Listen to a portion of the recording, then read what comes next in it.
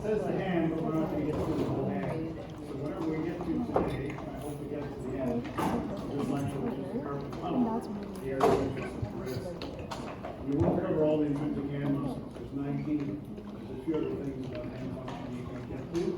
So it's not going to end. It's just the end of the day. It's one.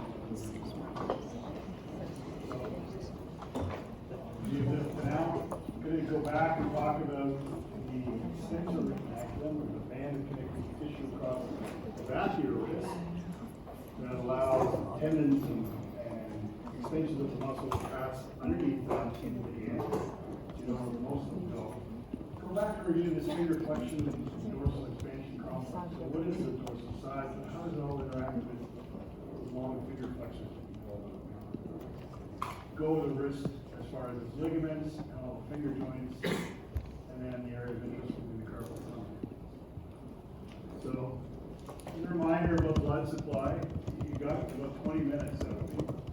And for the hand, again, yellow, kind of what it is. We've had this slide before. Basically, as the brachial artery passes in front of the elbow, in the cubital fossa, it quickly vibrates. So the bulk of the blood supply is shunted to the ulna, and the ulnar and then radial arteries together. They come down basically over top of the bones that are being tapped. As you get into the hand, the only other thing you need to know is that the ulnar artery comes down and helps to form an arch with the radial artery. But the ulnar artery is the one that supplies the bulk of the superficial ulnar arch. So the first arch is more superficial, right underneath the skin. That's the blood flow. You monitor the blood flow through primarily the ulnar artery through the superficial arch. You'll eventually build an anastomose with the radial artery. But on the outside of your arm coming down, it's the radial artery that's going to give rise to another arch. It actually comes down, goes slightly posteriorly, and then ducts through a notch through the top of here to come anteriorly. There's a brief moment on the back of the hand before it curls around to the front. And it gives rise to the deep ulnar. So the blood flow going deep into the hand to the muscles you hear about after primarily coming from the radial artery. Now you can include one or the other, and the blood supply was going to compensate. It's not disastrous, and this is the whole model of all the arteries. Up here they're actually showing you all these little recurrent arteries that would supply the elbow. You don't have to know them, but just the concept is nice. The redundant blood flow of everything. And it's off the radial artery, there will be a blood supply to the back of the hand, dorsal arch. Again, it's not highlighted, I never talked about it. We talked about all these other little branches and all. You don't need to know them. So, I say to review, but this is, I think, the last slide I stopped on. The dorsum of the hand is a figure from Hollingshead. Again, I like to give you different shots of stuff. And all these extensors that we talked about will pass underneath this big band of connective tissue, right on the back of your arm. They all pass through there, so that when you do things like extend your hand and the rest of your fingers, the tendons don't bow straight out. They actually use this retinaculum as a pulley as they pass through to go wherever they're going. As they pass through, there might be the three of them that go to the thumb, and the extensor pollicis longus going up here, all the way to the tip of the thumb. Next to the extensor pollicis brevis, it goes and inserts where? The base, the proximal phalanx. So EPL can extend the distal phalanx. EPB can extend the proximal phalanx. EPL can also extend the proximal phalanx. Well, it doesn't just act on the distal joint, it acts on every joint it crosses. That's a key concept of all these multi-articular muscles. If it crosses the joint, it can help move that joint. Then we're going to get it. The last one you can't really see very well is the abductor pollicis longus that comes down, inserts the base of the metacarpal. Again, remember for the thumb, abduction is pulling the thumb in an anterior direction towards you. Extension is the other way. So the reverse. What this one wants to do is half and half. Maybe it's happy. You're not fully abducted, and you extend it half. That is perfect for gravity. Actually, the strongest right there. The way to full abduction is over here. That's it. So if you look, on yourself, there's a thing called the anatomical sniffle. It's right on the back here, it's on the other side. If you push, there's a tendon that goes in the top of that. That extensor pulls this along. It's going to run all the way up to the face of the extension. In the hole, basically you're pushing on trapezium and scapula. You actually feel a little bridge underneath you. That's the mid-carpal term. So you're right on top of the salivary. In the floor is where the radial artery comes around, goes right through it. So you can't actually put a needle in there, you can actually get the radial artery. And lastly, if you push down towards the other side, first tendon you're feeling is the one that goes to the base of the thumb, the PV. When you slip around to the other side, your surface, and then you add you feel a tendon pop. That's the abdomen. The two of them run together at the bottom of the notch. Extension pulse is one.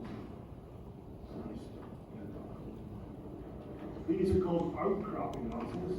Because remember, I'm rotated over.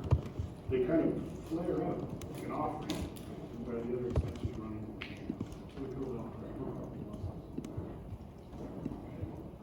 With the big dorsum of the hand comes the extensor digitorum. It's going to have 4 tendons. Breaking 4 parts. On this side, remember that the outside of the thumb, this is going to be lateral, this is going to be medial. So it's going to be on the lateral side of the index finger and of the baby finger. Joining it on the indices side is this indice. It's a dedicated muscle, comes through with them, with the 4 heads, and goes down, merges with digitorum that goes into the index. This area here, from the metatarsals down, is just one big massive thing, which we call the extensor expansion. We're going to spend a bit of time talking about it. So for the index finger, these 2 tendons kind of merge together. For the baby finger, extensor digitorum mini, digit mini, it's likewise going to join up tendons of the digitorum that goes to the baby finger. We're going to call it extensor. Why? I have no clue why the baby finger would get that. Maybe the index finger makes a lot of sense to have its own drive to its own muscle. Usually if you record from them, they work simultaneously. So if you do something with the index finger, you get extensor. You see and that's where it is going on.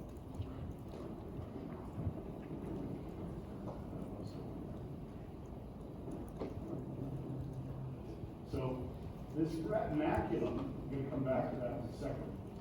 The big band of connective tissue. When we come around to the front, there's another one right across the front of your wrist called the flexor. And you're going to see these all the way through the lower limb.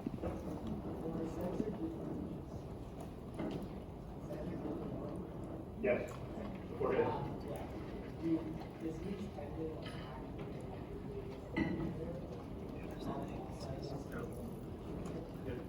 So, recent work about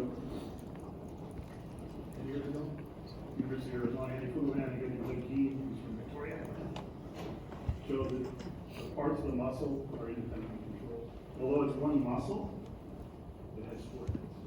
But these 2, not so much. You're going to see there's one restriction that prevents them from being all that independent. And that's these tendons have these intertendinous connections between them. They're actually having, you know, the ring finger and the baby finger are kind of bound with it. And the ring finger is bound to the middle finger is bound to the index. Through these connections. If you have someone who's got a really ripped hand, and you do that, you'll see it on people with baggy skin.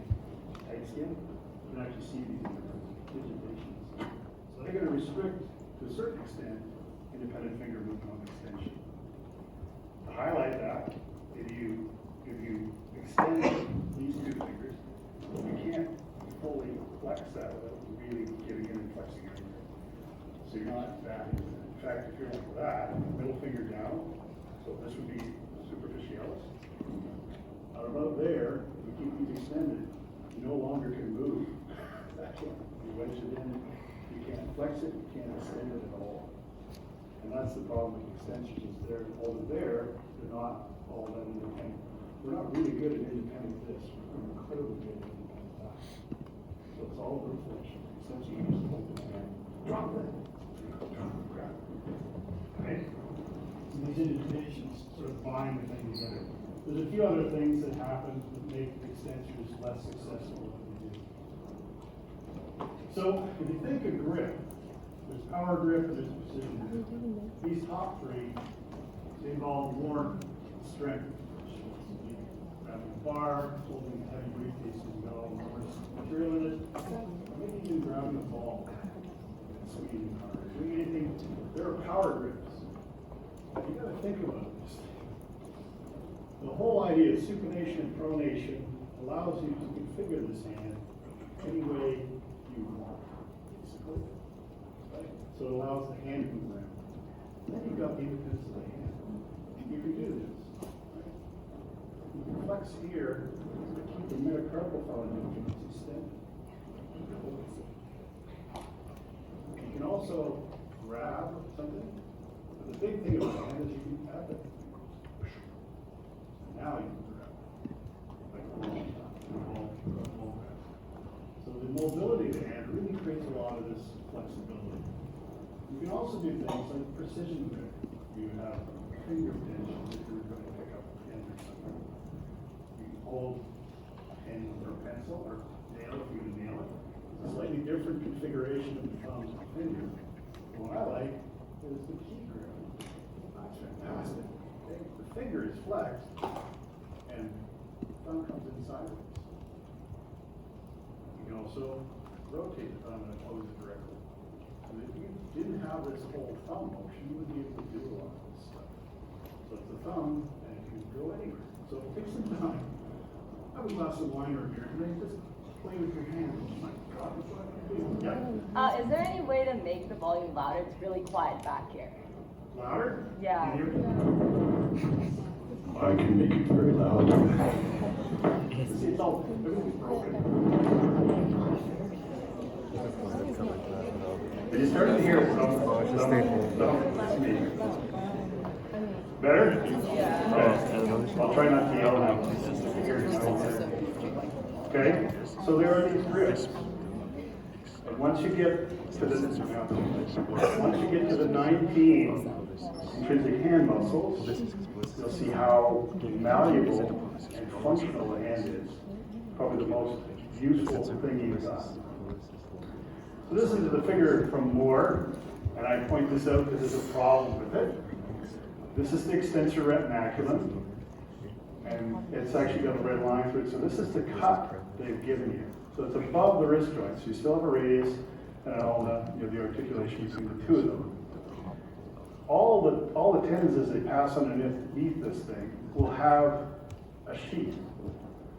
It's almost like a synovial membrane. It's a sheath that separates the tendon from the retinaculum and wraps around it and is filled with fluid, making it frictionless. So it allows you to move the fingers in such a way that the tendon can glide easily in the sheath underneath the retinaculum.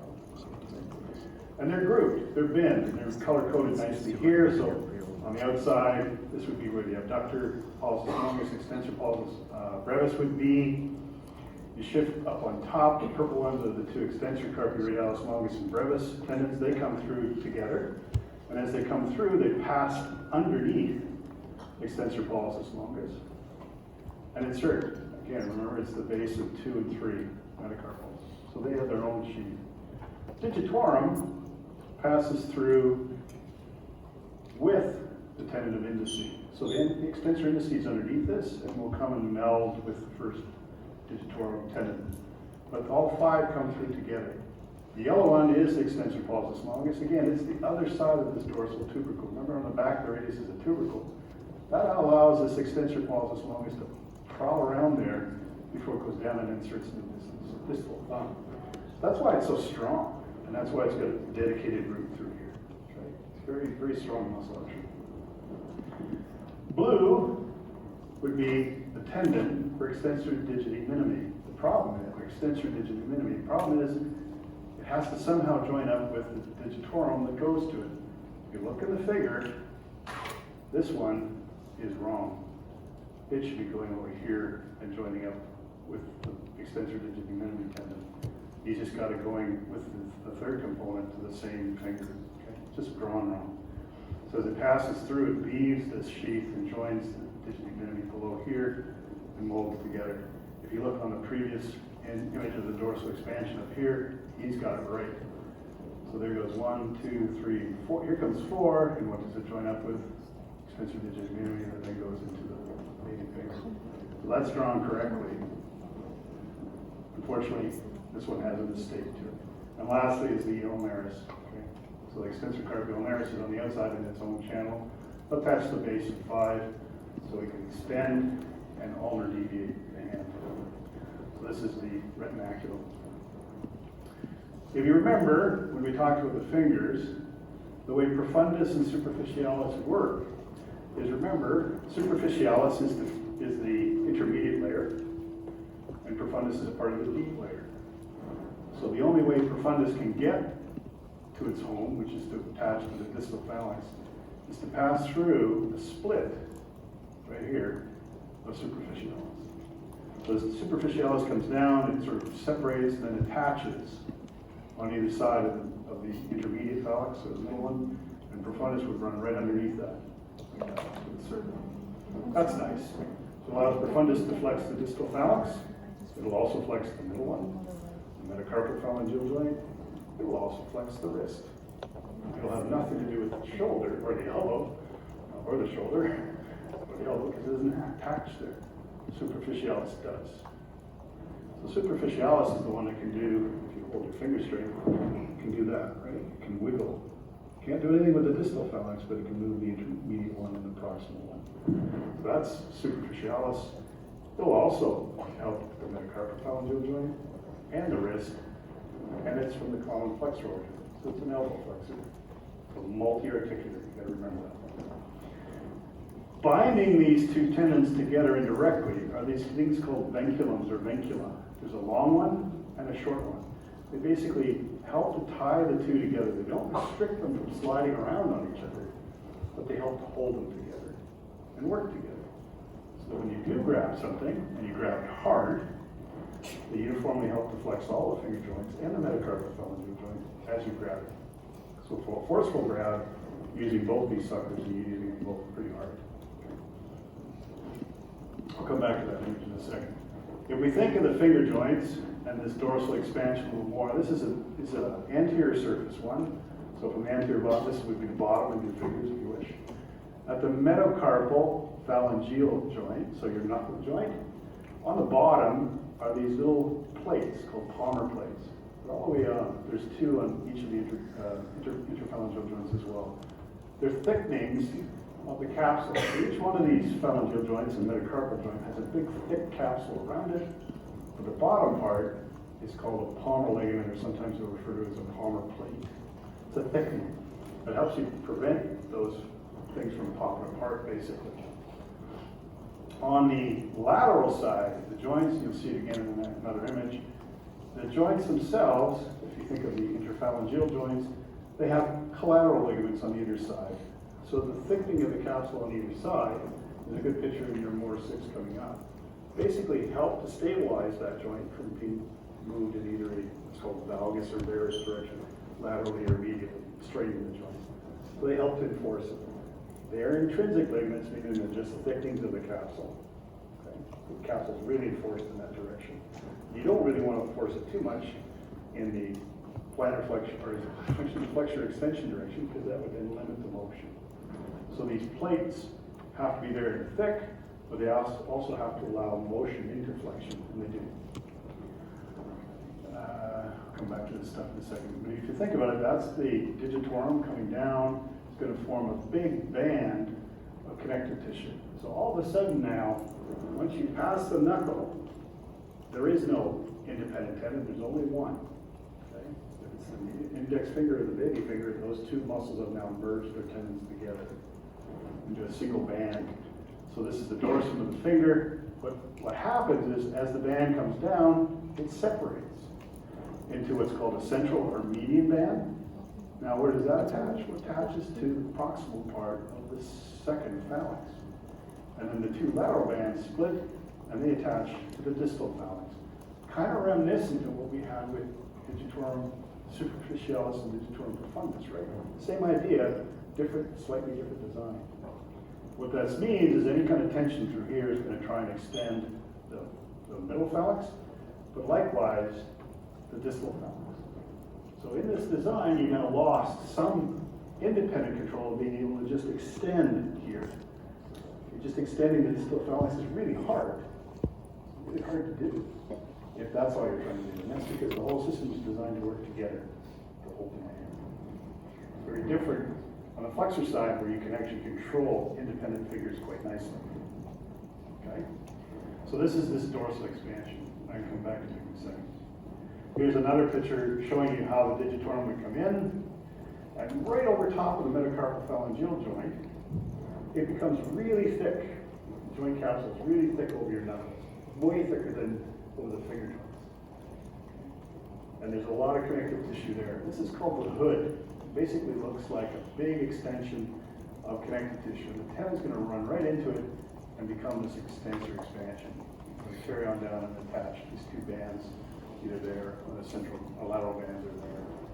Again, you can see the tendon for flexor digitorum profundus coming and splitting right through superficialis. There are these vincula breva and vincula longa, same thing, long and short vinculums, helping to bind the thing together. But you should notice there's a whole lot of muscle in here that we won't get to until next Wednesday. And some of them are very important. Things like lumbricals, dorsal neurosci. You don't have to know them. They're in the lab this week if you were looking. And we'll come over them on Wednesday. So they're not a part of the exam. Thank the Queen for that, or they would. Okay? So, sorry, man. So, if you look at the joints of the hand, there's a lot, tons of little ligaments everywhere. You don't need to know them all. You just need to know that whenever there's a bone articulating with a bone, there's probably a thickening of that capsule. They're all synovial joints. Carpal bones are primarily planar synovial joints. Where the metacarpals join flanges, it's a condyloid joint. That means you can flex, extend. You can actually abduct and adduct the finger. And to a certain extent, you can circumduct it. So it's able to do all of those things. So it's a condyloid joint. Right? And for each one of these joints, they're likewise going to have a palmar ligament on the front and collateral ligaments on either side. You don't need to know there's a cord like and carpal. Just that on either side of your knuckle, you're going to have a collateral ligament that helps hold the finger in place. And these can be easily destroyed again for a volleyball player or some high school or quarterback came off the field with his index finger this way. Totally destroyed the collateral ligament on the side of the finger. His finger came that way. It actually came that way, and then it rotated. It spun this way. So collateral ligaments on all of them. On the dorsal surface, there's also this very important thing here, the deep transverse metacarpal ligament. What it does is it binds the metacarpals together of digits 2, 3, 4, and 5. So if you notice, there's nothing here tying the thumb down. Okay. That allows you to extend the thumb, or abduct the thumb, or flex it. It's not tied to everybody else.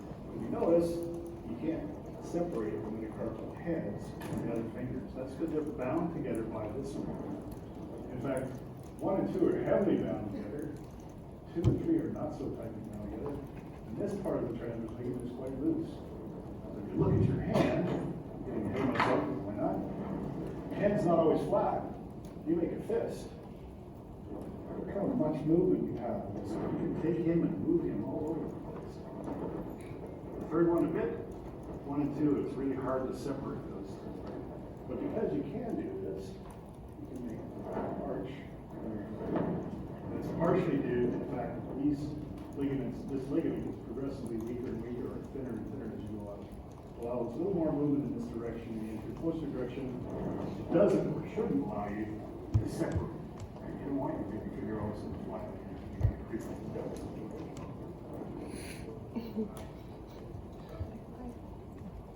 Can you remove it? Well, probably okay because there's a whole lot of stuff we're going to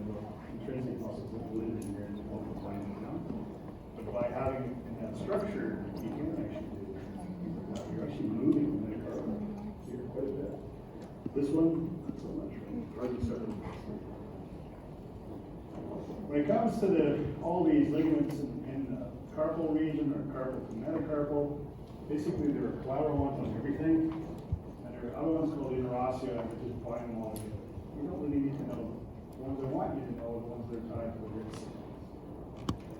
For the wrist joint, we're talking about the articulation between the proximal row carpal bones and the radius, and we'll come back to that in a second, but on the radial side is going to be a big thing in the capsule called the radial collateral ligament.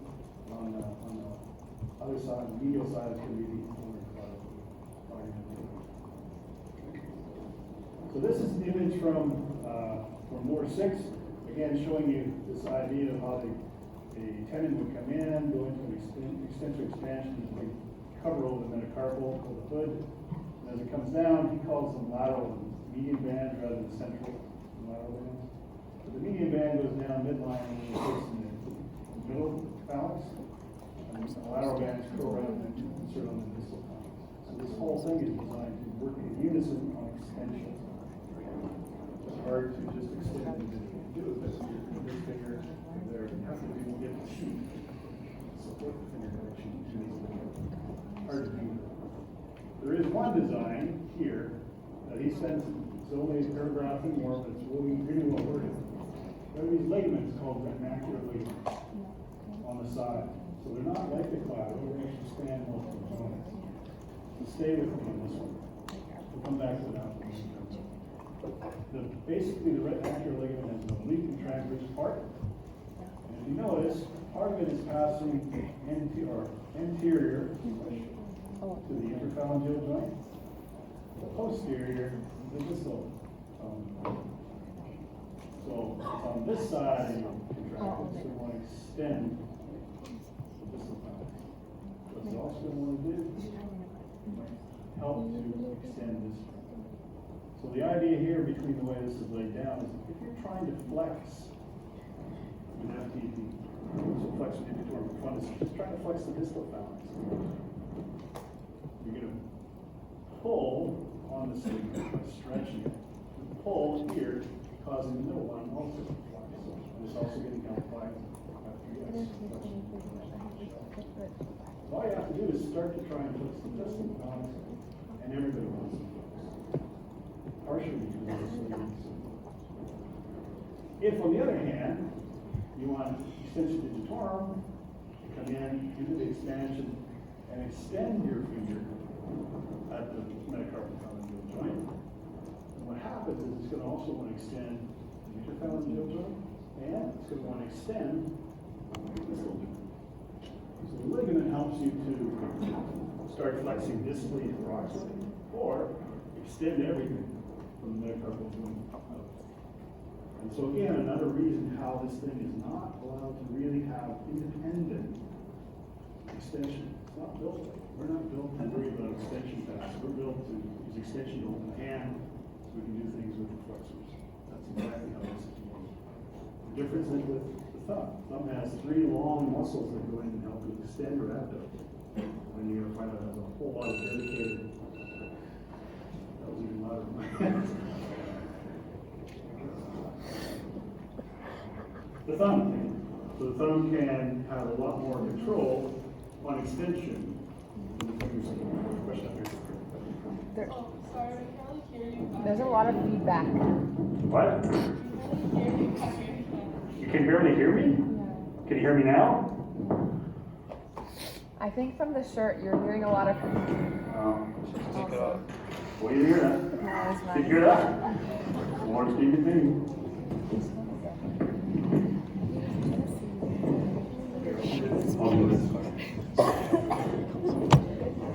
This is free from the answer. No battery. Work. This would be loud. Is that better? Can you hear me? Yeah. Can you hear me now? Can you hear me now? Yes.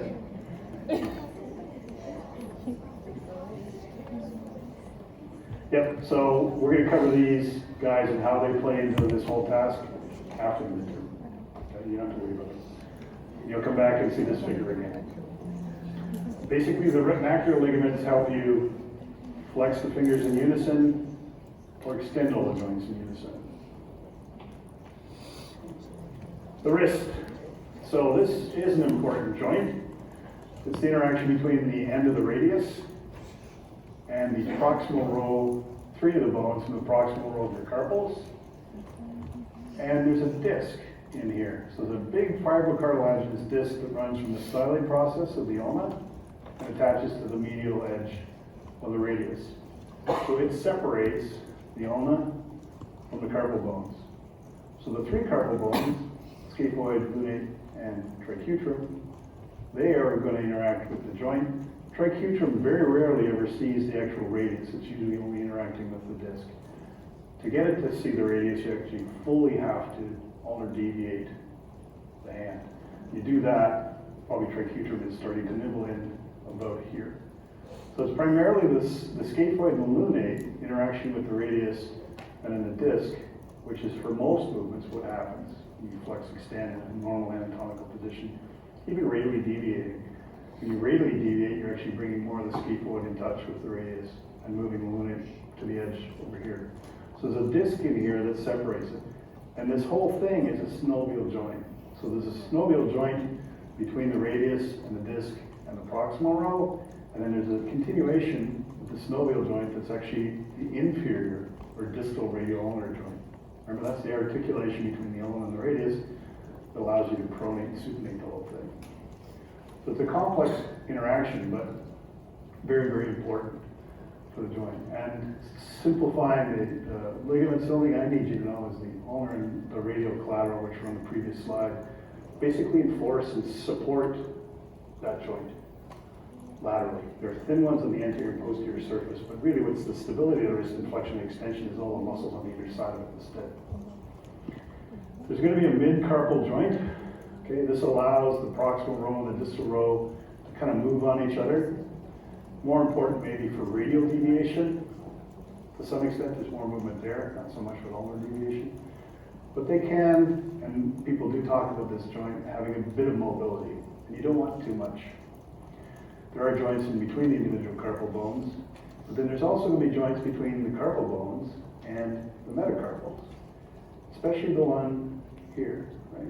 So if you think of the trapezium and the first metacarpal, that's your saddle joint. That's very important, that one. So it allows a lot of independent control of the thumb. And remember, the thumb, the metacarpal, is not bound to the other heads, so you can fully abduct that thing. That's where you extend that thing and abduct it. It's not anchored in here. When you get to the foot, you're going to realize the big toe, it's anchored into everybody else, because we stand. So that's all you need to know is these synovial joints, 2 ligaments, and that there are these different joints. There are intercarpal joints down here, and there are carpal metacarpal joints, and there are actually joints between the metacarpal heads. So again, if you think of the distal one, you can move that quite a bit. The interaction between 4 and 5, you can move them around quite a bit. There's a joint in there. That's a synovial joint that has to let that happen. Okay? And because the transverse ligament isn't that thick over here, it can do that. Okay, the region of interest is the carpal tunnel. So on the back here is where you're going to have all the extensors listed nicely as they would pass over top of the carpal bones, underneath the retinaculum and going into the back of the hand. We just covered that before, but they're listed there. If you look at the way the carpals are formed, there's a curve to them, okay? They're concave in an anterior direction and convex in a posterior direction. So it's not a flat line. They have this kind of little arch to them. So scaphoid, capitate, lunate, tricutrem, pisiform. Depending on where you cut them, you can actually get a variety of these things in this image. So pisiform is sitting on top of the tricutrem. This arch allows all those flexor tendons we talked about, so digitorum and superficialis, to pass underneath the band that goes over top, the retinaculum. So there's a big band, and it's like a tunnel, a cave, that the flexors go under that retinaculum, in the groove, and into the hand. So it's really well protected. They're all going to be in their synovial sheaths, so the superficialis and profundus are laid down like that in their own little sheaths. You have flexor pollicis longus on its own. There's a palmaris longus that goes above the retinaculum because it's going into the palm, if you have one. Okay. The muscles in green you haven't learned about yet. Okay. But if you cut through here, you can actually see the first three of the intrinsic muscles of the hand. Why is there a flexor pollicis longus? Because there's a flexor pollicis brevis, which you'll hear about on Wednesday. Again, thank you to the Queen, or you'd have to know it now. Okay. So this area is the carpal tunnel. And why is it so important? Well, there's a big thing in here called the median nerve that passes right underneath it. So right dead center, going with the muscle tendons into this tunnel, is where the median nerve goes. On the outside, it's where the ulnar nerve will go, and it'll go above the retinaculum. So ulnar nerve and ulnar artery go into the hand above the retinaculum. In fact, if you feel for a pulse at the base of the carpals, you can probably feel your own pulse.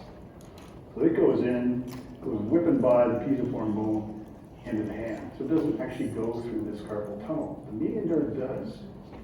And it can easily be compressed if for some reason there is swelling in here, or most of you in about 20 years, because you've been having your wrist in an extended position while typing, will be chronically compressing your median nerve and getting carpal tunnel syndrome, which is a symptom of wasting away of some of the thenar muscles, the intrinsics you'll learn about on Wednesday, and changing in skin sensation, which we'll also cover on Wednesday. So what they have to do is they go in and they go and they cut the retinaculum. They relieve the pressure in the carpal tunnel, and hopefully you can get your function back. So that's the only problem with this tunnel system using these retinaculum is that it's too tight, and with aging they can tighten up. You can get nerve compression. You don't really have a problem with the arteries because they're outside of this thing. So this area is called the carpal tunnel. It's the area of everything getting into the hand, basically. So you need to know that, and you don't need to know the muscles that are in green that have been highlighted because I haven't been able to cover them. But we'll come back to them when I add them to the picture. Okay? Questions? Questions? Sorry. So for next week's like Tuesday lab, are we going to be doing this or Yep, so if you look at the course outline, you'll see that I worded as review, summary, catch up with the upper limb or something like that. So there's labs next week, Monday to Friday, your normal lab time. You can go if you want to review the upper limb. I am going to post the 4 labs that remain for the lower limb. So you'll get them probably Sunday night. Don't worry about them yet. But if on Monday you're happy with what you think you know about the hand, then you can start nipping away on the lower limb. Okay? So I will post them, but there's still, after next week's labs, there's still 4 more lab weeks, and then the 5th week is the exam. So you have to take care of that, the 28th or the 2nd of December is your lab exam. So once we get through this exam, you're going to know kind of the format of the final. Remember, this exam is optional. It's 20%. You choose not to write it. Your car breaks down in Mission, you can't get in. It's going to move on to your final. You don't have to tell me. If you don't show up, it automatically gets moved to your final, okay? So you don't have to send me an email. And you have the right to decide, it's been a rough week, I got 1, 3, 2, and Rob's a bugger. I don't want to do both, I'm going to move mine from the end. Rob's not a bugger, Rob's a nice guy. And I love the excuse, this one I love. I have 2 exams in the same day, I don't know if I can do it. PT school, when I was in physio, I had 14 exams in 10 days in a row. And I used to have like neuro rehab, and in the afternoon was like the cardiovascular physiology exam practical. Next day, orthopedics with the neuro practical. But it's not. So that's what life is about. If you're on top of it, write both exams. Let's say you get 75% in this. You've already put 15% into the bank. It's not a bad thought, is it? Okay. If you're not ready, don't write it. You come in here and you sign your name to the paper, you don't put anything down, you get 0. So don't come in. You can always look at the exam after everybody's written. Okay, there'll be a review period where the TAs will meet with you and you can go in and look at how you did on the exam, where you lost marks, where you didn't get them, whatever. And if you didn't write, you can go in and look at a blank exam and see what it looked like. So you'll know what was asked in the midterm and probably what isn't going to be asked again in the final. Okay? Other questions? Pen or pencil? Yep. Oh, Do we need to know the layers of the form, like which muscles on top of which one? Which is superficial, which is deep? Yeah. Yeah. Easy answer? Yep.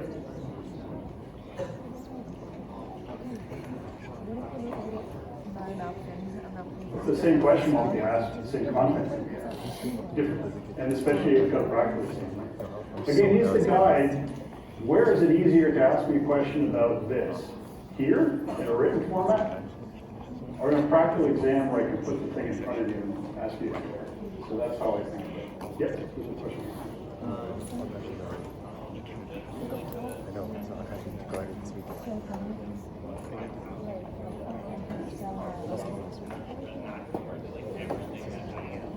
There will be lymph in there, there'll be a lot of veins.